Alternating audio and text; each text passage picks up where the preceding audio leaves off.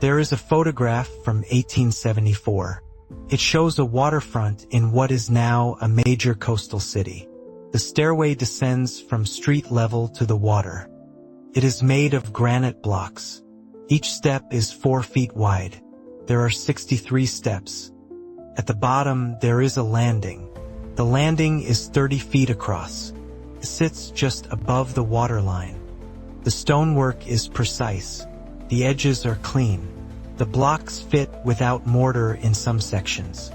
What stands out is not the craftsmanship. It is the scale.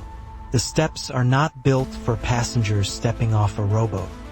They are not built for cargo loading. They are built as if something much larger was expected to dock there regularly. The historical record calls it a public landing. But public landings do not require steps this wide or this many. The engineering does not match the stated function. And when you start looking, you find more of them. The official explanation is straightforward. These stairways were built to accommodate passenger ferries and freight barges in the mid-19th century. Water levels fluctuated. The steps allowed access regardless of tide. The size reflected the volume of foot traffic during the industrial boom. That explanation works for some details.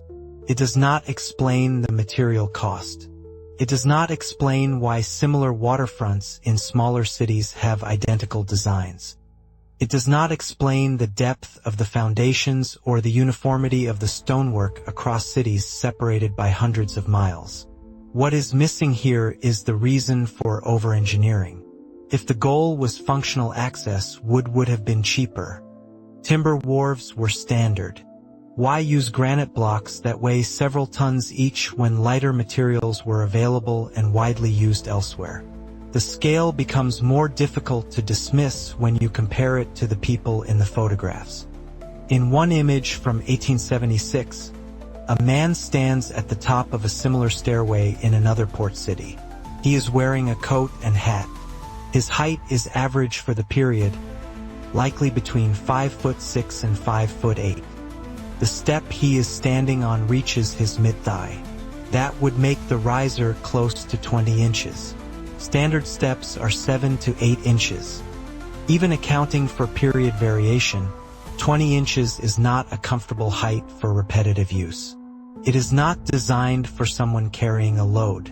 It is not practical for children or elderly passengers. Yet these proportions repeat in multiple locations.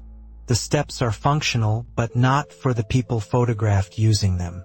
Once you notice it in one place, it becomes harder to ignore elsewhere. There is a waterfront in a northeastern city with a nearly identical layout. Granite steps, deep landings, oversized risers. There is another in a southern port. The materials differ slightly, but the dimensions are the same. Another on the west coast, constructed in the same decade. The cities had different industries, different populations, different governing bodies. But the stairways look as though they were designed by the same hand. The distances between these cities make coordination unlikely unless there was a shared standard. If that standard existed, it has not appeared in the available records. What remains are the structures themselves and the question of why they are so similar. The municipal records from the 1870s are inconsistent. Some cities have detailed surveys of their waterfronts from that period. Others have nothing. In one case, a coastal city has a record of a dock construction contract dated 1868. The contract mentions granite sourcing and labor costs. It does not mention dimensions. It does not include architectural drawings. A separate entry from 1881 refers to repairs on the same dock. The stairway is not mentioned. In another city, there is a gap in the harbor master's logs between 1872 and 1879. The logs before that period describe daily ship traffic, cargo types, and docking assignments. The logs after 1879 resume with similar details. The years in between are absent. No explanation is recorded. There is no reference to loss or damage. The records simply stop and then restart. That pattern appears in more than one archive. Something shifts in the records after 1874. Before that year, references to large-scale waterfront construction appear frequently. After 1874, the references become vague. Repairs are mentioned. Maintenance is listed. But new construction of the same type is rarely described. In some cities, maps from 1873 show planned expansions of the dock systems. Maps from 1876 show those expansions partially completed or abandoned. No records explain the change. One city archive contains a brief reference to a reconfiguration of port infrastructure in 1875. The details of that reconfiguration are not included. The term does not appear again. The stairways that were already built remain, but the pattern of building them seems to stop abruptly. What kind of event could cause cities across multiple regions to quietly halt a shared construction type within the span of 2 years? If these stairways were designed for the ships of that era, why are there no photographs of those ships using them? There are images of ships at docks. There are images of cargo being unloaded.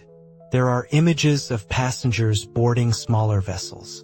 But there are no images showing the full width of these stairways in use. The landings are empty in most photographs. The steps are clear.